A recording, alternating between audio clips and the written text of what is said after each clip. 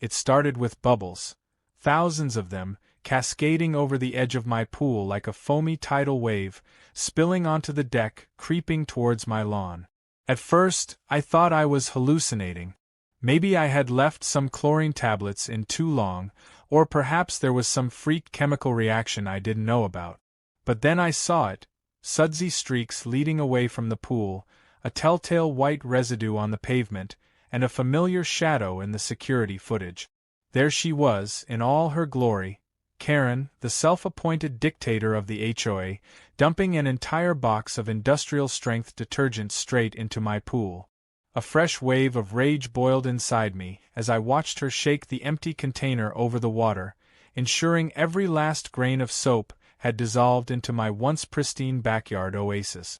Then, as if she hadn't just committed an act of suburban terrorism, she strutted away like she'd done the neighborhood a favor. I clenched my jaw so hard I thought my teeth might crack. This wasn't the first time Karen had overstepped, but this was personal.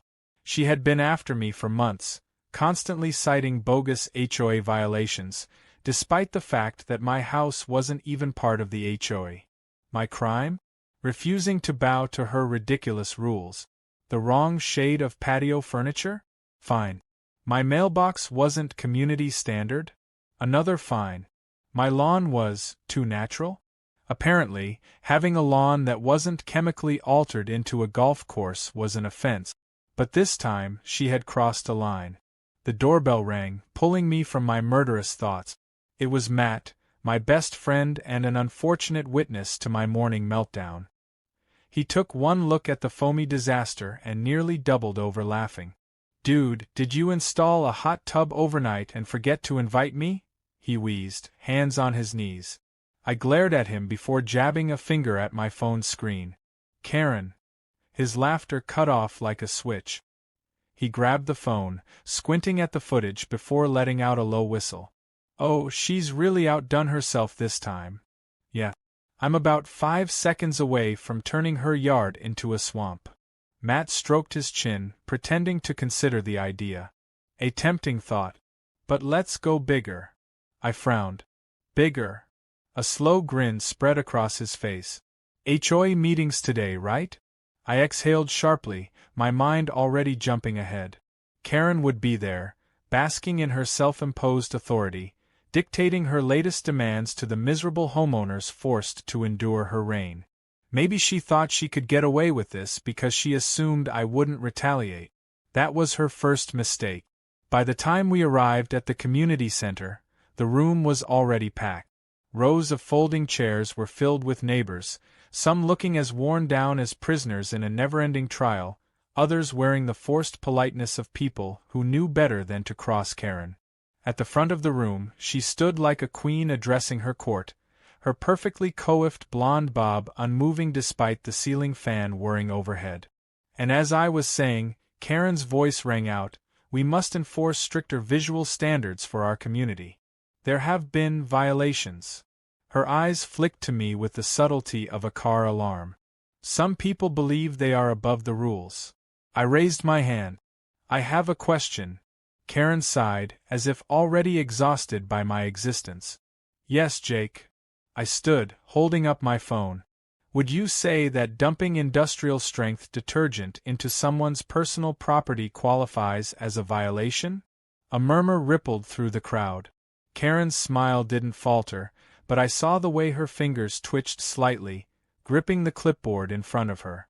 "I don't know what you're implying, but if you're referring to that," she waved a dismissive hand, "incident with your pool, I was merely helping to maintain neighborhood cleanliness.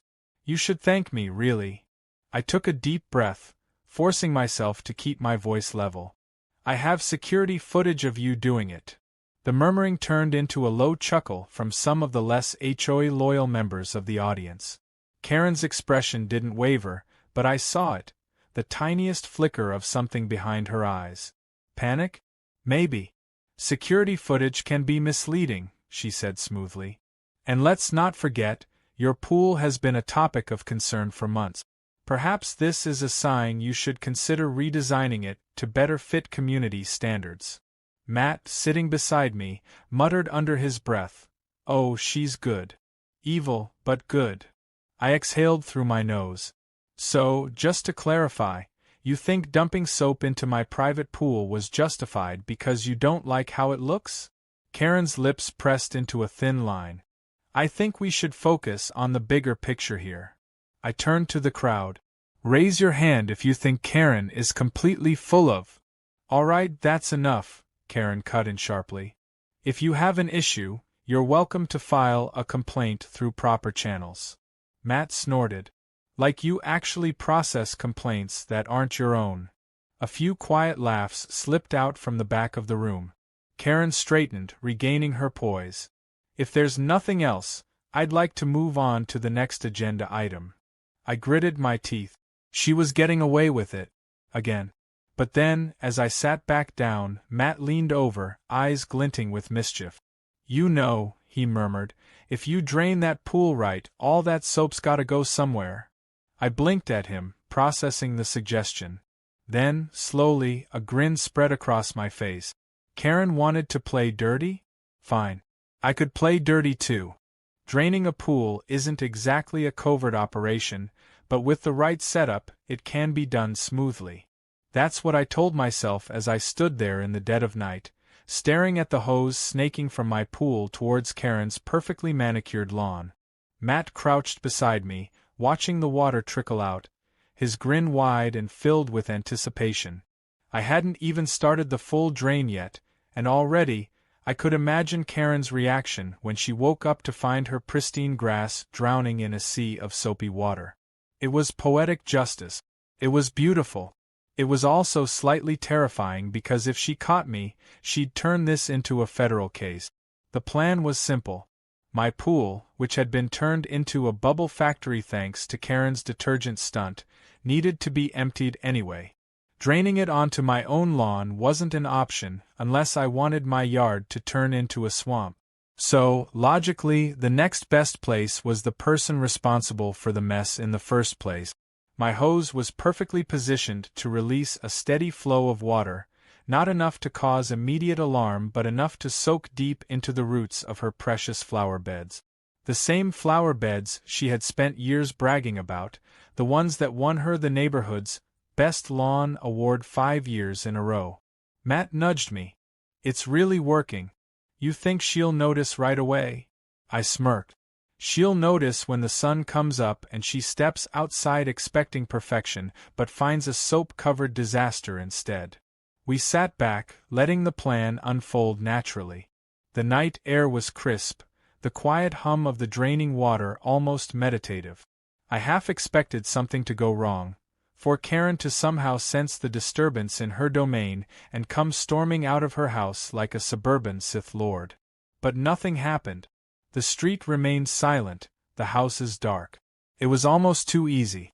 The next morning, I woke up to chaos. It started with the shouting. Loud, screeching, Karen-level shouting that rattled the entire block. I groggily pulled myself out of bed, rubbing my eyes as I made my way to the window. And there she was, standing in the middle of her lawn, arms flailing, her pristine landscape looking less like a professionally maintained paradise and more like an overflowing bubble bath. The foam had spread far beyond what I had anticipated. It wasn't just soaking her grass.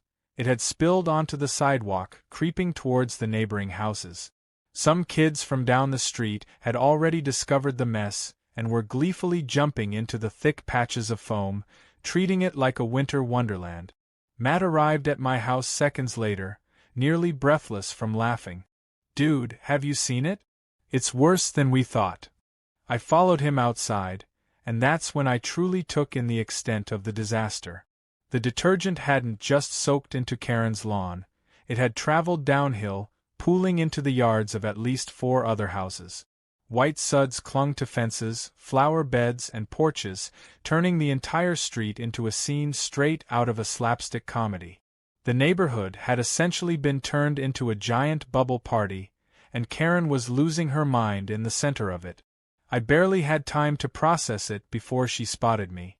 Her eyes locked onto mine like heat-seeking missiles, her face an unnatural shade of red. She stormed across the soapy street, slipping slightly but catching herself before she could completely eat pavement. "You!" she shrieked, stabbing a finger in my direction. "This is your doing." I put on my best look of confusion, though I could feel Matt vibrating beside me, barely holding back laughter. "My doing? Karen, I woke up just like everyone else. What exactly are you accusing me of?" She flailed her arms wildly, pointing at the devastation. "You drained your disgusting mess onto my property. Do you know how much damage this could cause? My lawn, my flowers, my irrigation system." A deep, satisfied part of me wanted to remind her that she was the one who dumped soap into my pool in the first place. Instead, I simply raised an eyebrow. "Seems like karma to me." That was the wrong thing to say. Her face somehow turned an even deeper shade of crimson. "You are going to pay for this. I am calling the HOA, the city, and the police. This is destruction of property." I sighed. "Karen, I just drained my pool. If that soapy water somehow ended up on your lawn, well, that sounds like an unfortunate coincidence." She let out a frustrated shriek before storming off towards her house, already dialing numbers on her phone. By the time the city inspector arrived, the scene had only gotten worse. The foam had spread further, some of it even drifting onto the main road. The kids were still playing in it, their parents too amused to stop them. A few neighbors were even taking pictures, likely to add to their collection of reasons why Karen shouldn't be in charge. The inspector was a middle-aged man who looked like he had seen enough suburban nonsense for a lifetime. He listened to Karen's frantic explanation, his expression remaining flat and unimpressed as she dramatically pointed at the soap-covered ruins of her front yard. When he finally turned to me, he let out a tired sigh. "Sir, did you drain your pool onto her lawn?" I kept my face neutral. "I drained my pool, yes. But where the water went after that, well, I can't control gravity." Matt snorted so hard I thought he might choke. The inspector pinched the bridge of his nose before pulling out his notepad. "Technically, there's no ordinance against draining pool water, but considering the—" he gestured vaguely at the foamy chaos. "Extent of the damage, I need to investigate further." Karen crossed her arms, looking victorious. "Finally. Arrest him." The inspector gave her a long, unamused look. "Ma'am, this isn't a criminal matter. At worst, it's a civil dispute." Karen's mouth opened and closed like a fish, completely thrown off by the lack of immediate legal consequences. Meanwhile, Matt leaned over and whispered, "I love how she thought you were going to be taken away in cuffs over some soap." I fought back a grin. "Yeah, a real high-stakes crime." The inspector took a few more notes before stepping back.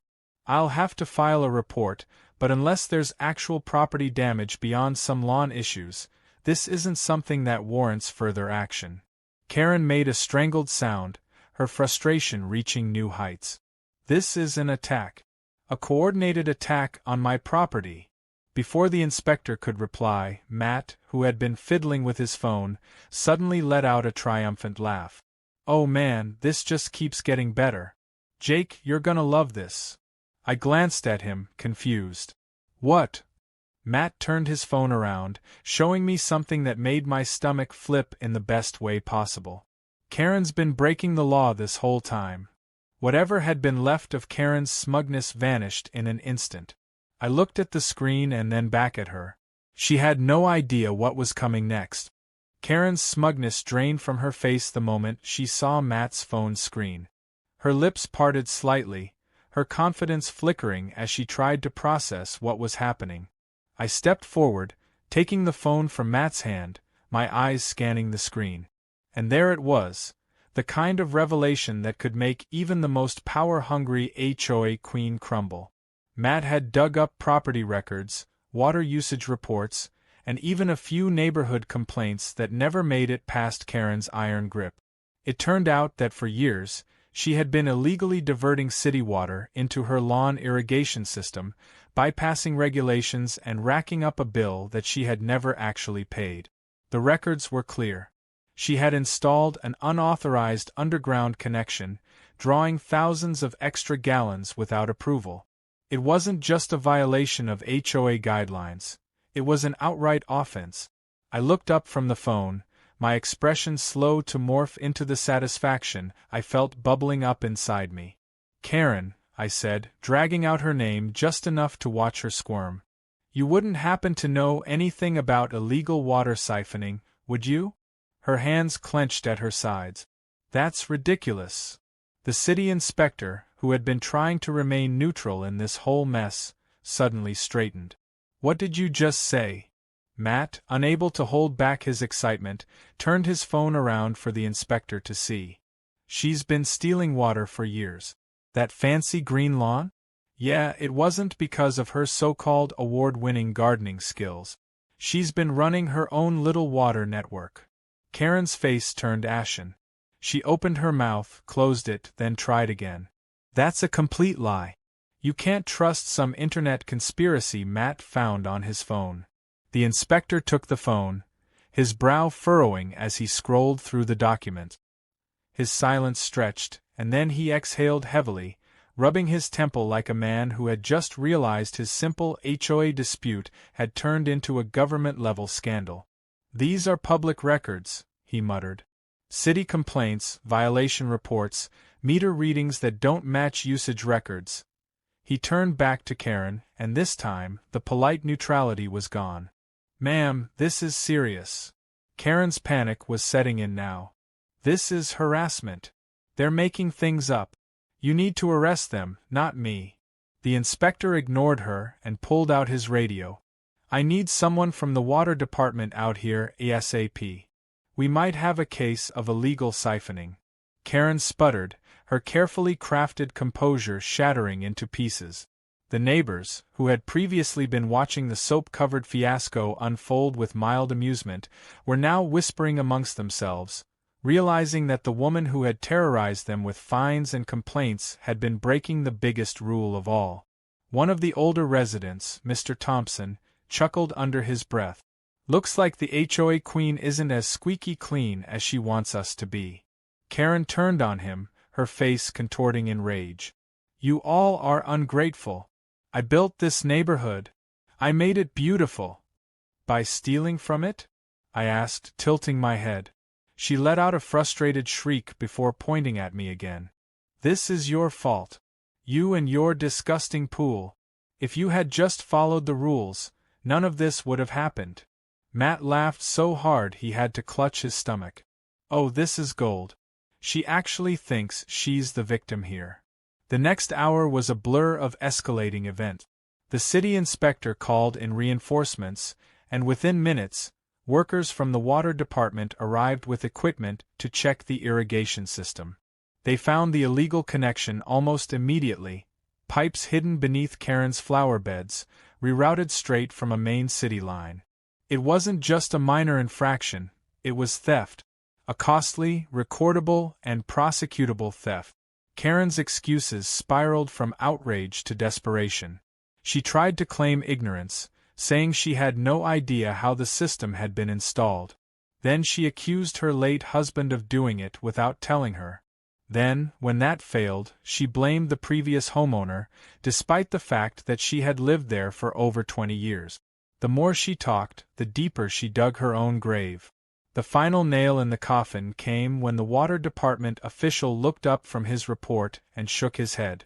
"Ma'am, you've been flagged for unauthorized water use for nearly a decade. That's tens of thousands of dollars in unpaid city fees, not to mention potential fines. This is going to require legal action." Karen paled. "Legal action?" "Most likely a hefty fine," the official continued. "Possibly even charges if the city pursues them." The collective gasp from the neighborhood was almost comical. Karen, the woman who had made everyone's lives miserable, was about to face actual consequences. Real ones. Ones that she couldn't just bully her way out of with fake HOA rules. Her mouth opened and closed again, but she had nothing left to say. She was cornered, and she knew it. As the city officials started documenting everything, the HOA members who had once been her loyal enforcers began to shift away from her, whispering amongst themselves. It didn't take long before someone muttered, we should hold a vote to remove her. Matt's eyes lit up. Oh, now that's a plot twist I can get behind. Karen tried one last desperate attempt at control. You can't remove me. I am the HOA. A younger woman, who had been sitting quietly for most of the ordeal, crossed her arms. Not anymore, you're not. Karen spun to the crowd, searching for any last shred of support, but all she found were blank stares and murmurs of agreement. She had lost. I watched it all unfold, arms crossed, letting the moment truly sink in. The woman who had spent years making my life miserable had just watched her entire empire collapse around her in a matter of minutes. And all because she wanted to pour soap in my pool. Poetic justice at its finest. By the end of the day, Karen had been officially stripped of her HOA position, fined an ungodly amount of money, and was left standing in the middle of her ruined lawn as the sun began to set. The suds had finally started to dissipate, but the damage was done. The once pristine lawn that had been her pride and joy was now a patchy, soap-stained mess. Matt and I sat back on my porch, beers in hand, watching the last of the city officials drive away. Well, Matt said, taking a long sip, that was an eventful day. I chuckled, stretching out my legs. Yeah. Think she learned her lesson? Matt snorted. Doubt it. But at least she won't be bossing anyone around anymore. I exhaled, feeling a strange sense of peace wash over me. For the first time in a long time, the neighborhood felt lighter. The reign of Karen was over. Then, as if the universe wanted to give me one final gift, I spotted something across the street.